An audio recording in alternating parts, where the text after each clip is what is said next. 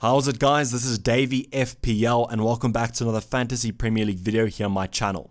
Now today I've got quite an interesting topic for you guys. I'm going to be going over and breaking down the question, is FPL scripted?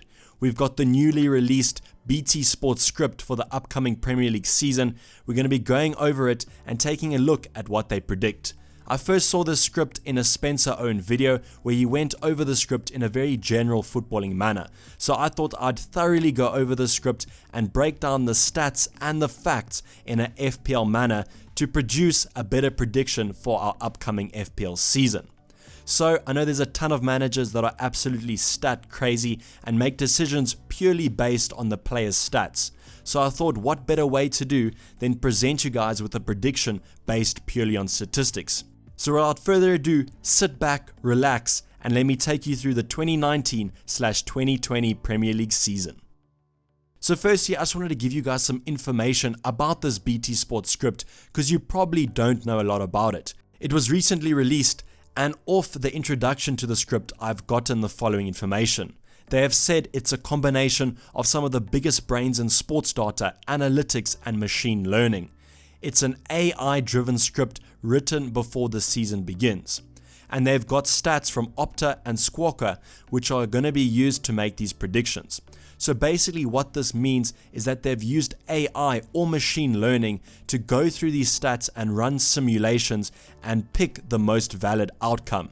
So in this video, you're probably going to be seeing that the stats are quite heavily based from previous seasons, so most of the predictions are a little bit predictable, but still hold some weight to them.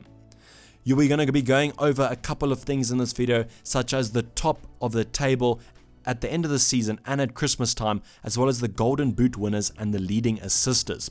These are going to be great for us to make our decisions for our FPL drafts, as it's just over a week till the game week 1 deadline, so hopefully some of these stats and predictions can help cement some players in your drafts. Obviously, there's disclaimers that not all these stats and predictions are going to be 100% correct, but I thought this would allow us to reach a confirmation and a conclusion to the question, is FPL scripted, when we go back at the end of the season or even at Christmas time and check how these predictions turned out. So I thought this video would be very interesting as I'm studying engineering and going into machine learning and AI. I have a great interest in these sectors and it's something for the future. So this is going to be a great look at how technology can advance our Premier League seasons and could even help us finish higher up the ranks. So the first item or the first category we're going to be going over is the top half of the table at the end of the season. This is the conclusion, the finale to the season, and this is what BT Sports predicted. We have Man City winning the title again for the third season in a row with 94 points. Coming down in second, just 6 points below them, is Liverpool, who miss out on the title narrowly again. As you can see, from second to third, there's quite a big drop of 8 points. So this season, it's predicted that there's going to be a 2-horse race again. Then we have Chelsea, who just narrowly edge Arsenal and Man United by 1 point to clinch that final Champions League spot. So it seems this season, Arsenal and Man United are going to be missing out on European Champions League football again. Then we have Everton, who come in at 7th position, which is probably quite good for them and probably what some people are predicting now that they've made some good quality signings. We then have Wolves in 8th, who once again finish in that top half of the table, and they would have to do exceedingly well to replicate this, in my opinion. Then we have Leicester in 9th, who's probably a little bit lower in ranking than most people have put them, but just remember that this is based on stats and last season probably, so it doesn't take into account the new signings. Then coming in at 10th position, we have Crystal Palace, who probably are doing better than they are predicted, as I think defensively they're going to be absolutely affected by the transfer out of Aaron Wan-Bissaka, and there's still yet to be the transfer conclusion of Wilfried Zaha, which could also massively impact them, in my opinion. When we look at other stats here, we can see that Liverpool and Man City especially are the defensive teams. Man City conceded 21 goals this season to finish with a goal difference of 75, whereas Liverpool conceded 28. you can see there's a massive drop off of goals against when we go to Tottenham. 11 goals in total, their difference between Liverpool and Spurs, which shows that Liverpool and Man City are going to be defensive titans again. You can see as we go down the list that the stats just increase for goals conceded, so we can probably see that there's going to be a lot less clean sheets as we go down the table. Now, I wanted to show you this as it's very interesting, and probably the most interesting thing in this video is that Chelsea maintained first position for quite a number of game weeks. As you can see, they kind of start off quite badly but progress up to that first position and hold it around the Christmas period. This was massively interesting to me, as Chelsea is probably one of the least predicted teams to finish in that top spot, let alone hold that position for a number of game weeks. This table just kind of shows you how the title race goes about as the season progresses, and you can see that even though Liverpool kind of start off at top, they drop down below City, and at the end of the season Liverpool and City are narrowed in that first and second position. We also see Spurs have an overall consistent end to the season, maintaining that 4th to 3rd position. I just thought this was quite interesting, as Chelsea players aren't in a lot of drafts that I've seen, but this prediction predicts that they should do very well defensively and attackingly towards that Christmas period, so something potentially to keep our eyes on. Now we go into the bottom half of the table at the conclusion of this season, with West Ham topping that bottom half, coming in 11th with 44 points. The rest of the teams aren't that interesting for me, as these are kind of no-name positions, and it doesn't really matter if they finish from that 11th to probably that 17th spot. What I'm interested in is the teams that get relegated. As you can see, Sheffield United and Norwich, the two promoted sides, go straight back down, with Aston Villa managing to stay for another Premier League season. We also have Newcastle going down after their loss of Rafa Benitez and their selling of quite a lot of key players. So these bottom three kind of make sense to me, and if I was to do predictions for this bottom half, I would probably have these three teams as well. You can see Burnley narrowly escaping that relegation just by goal difference, which is probably quite a shock to most Burnley fans, but that's just the prediction. I think these relegation predictions are quite interesting, as I've seen a lot of FPL managers today talking about Henderson, the Sheffield United keeper, and how he could be last year's Etheridge.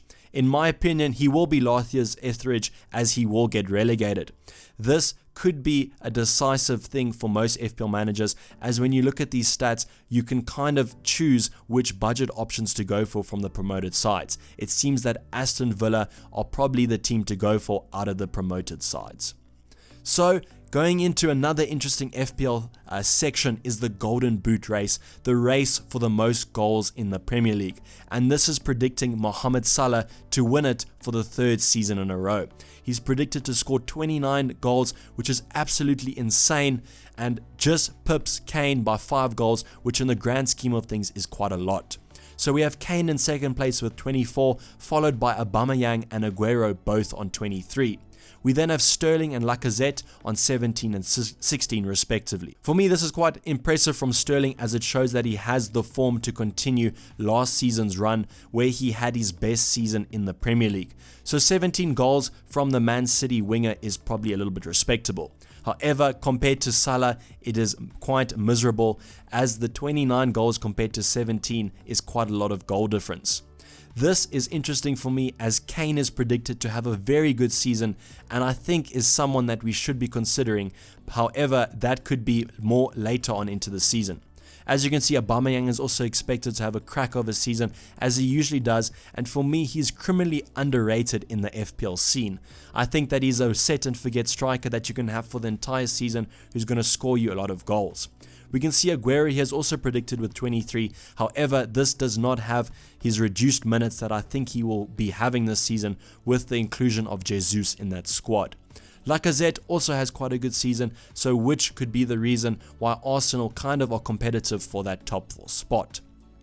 As we can see in this prediction, Mo Salah is predicted to start off quite hot with 6 goals in the opening 5 game weeks, and kind of has a decline, but towards the end of the season he picks it up again at around the game week 25 mark. We're probably looking at the first initial start. However, these predictions are quite hard to see as we don't know the exact results and things could change in the FPL season. Next, we're going to be going over the most assist race or the Playmaker Award. As you can see, Sterling finishes this with getting the Playmaker Award with 13 assists over Iwobi and Bernardo Silva's 11. Included in that is Mesut Ozil, but I just think that Mesut Ozil won't have that many assists, and Iwobi is only up there due to his expected assists from last season. He was one of the highest expected assisters in the Premier League, so his stats probably back him up, but the chances could still not be finished and then he will drop down the log. Alexander-Arnold's also an interesting inclusion, being the only defender in this list, and he finishes with 11 assists, which is very respectable. As you can see, Eriksen finishes last place in this list with 10 assists, but that is quite good for the Spurs man, as not many people are currently looking at him. Next, we're going to be going over the most clean sheets, which I think is probably the most important thing that people are looking at with the price increase of defenders this FPL season. As you can see, it's very close to the top between Man City and Liverpool, but my predictions from the log are true, with Man City and Liverpool being the defensive titans and having a majority of the clean sheets compared to the rest of the table, with Burnley the next opposition along with Chelsea and Crystal Palace and Leicester with 12. So if you're looking at defensive options for the upcoming season, you can probably see that Man City and Liverpool options are the best. However, this is based on last season where both teams finished with a massive amount of clean sheets, so things could change in the upcoming season. As you can see, as we go down this log, we have Wolverhampton Wanderers, who still remain consistent clean sheeters, along with Brighton, and Spurs are a little bit disappointing with only 10. Arsenal continue their defensive woes with only 9, along with Watford. And now we're going over into the least clean sheets, and this is certainly racking my brain, as a lot of my budget options defensively have been from some of these squads.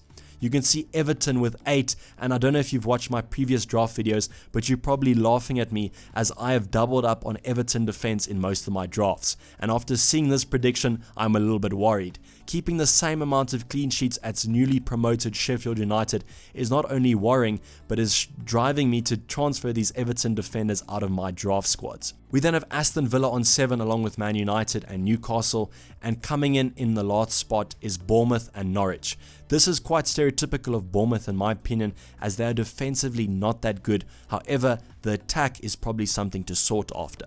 So looking at these options, you probably want to go for some of the higher, more expensive premium options that will guarantee you more clean sheets.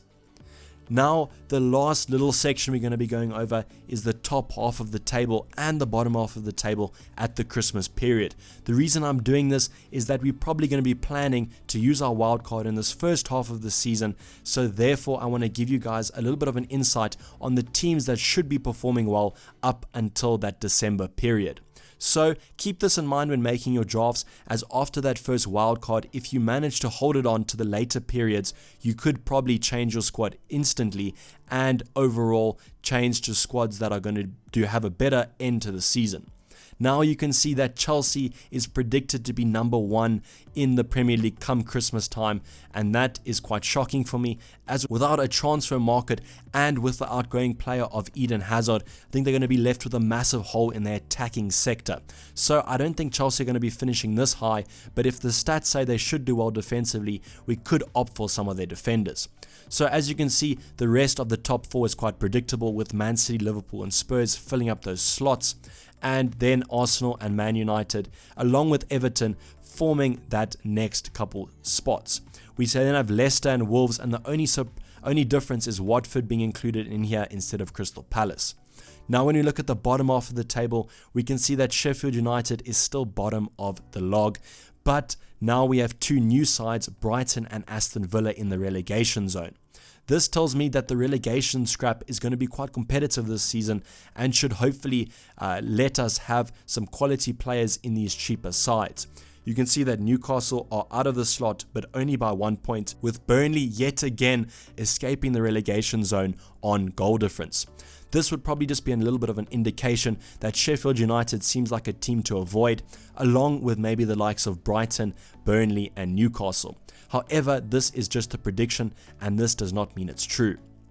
So my closing thoughts on this video are going to be just a repetition of this is merely a prediction, and a prediction based purely on stats. I'm not saying that this is exactly what's going to happen in the upcoming Premier League season, and even BT Sports says in their conclusion that football is unpredictable, and this is the reason we love it. So this season could have some of the similarities to this prediction, but I'm probably guessing that it's going to have a lot different. These predictions, as I said, were based purely on stats, so if that's what you like and stats are what you go by, you could probably look at some of these predictions and think ahead and kind of look ahead at your FPL squads and see where they're going to be come the middle of the season and even the end of the season.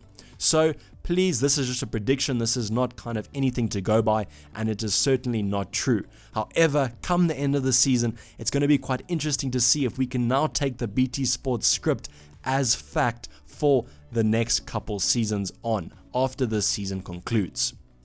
So thanks for watching this video. I hope you've enjoyed it and it's been informative and you've absolutely loved it. Let me know down below if you want me to do my own predictions for the upcoming season. I promise you they're going to be a lot different to these ones. So drop a like on this video. I'll be looking at how this video does, and comment down below if you want me to do that my own prediction series for the upcoming Premier League season. But otherwise, I hope that you've enjoyed it, and please like if you did enjoy it, and also subscribe if you're new to FPL. Go check the preseason playlist in the description below, and I'll keep you up to date with everything FPL related for the upcoming season. Also subscribe if you're new and have not subscribed yet and just want to kind of suss out the content a little bit. I hope you've enjoyed it and are willing to subscribe for the future. But otherwise, I'm going to be signing off. This has been Dayvy FPL, and I'm out. Cheers, bye.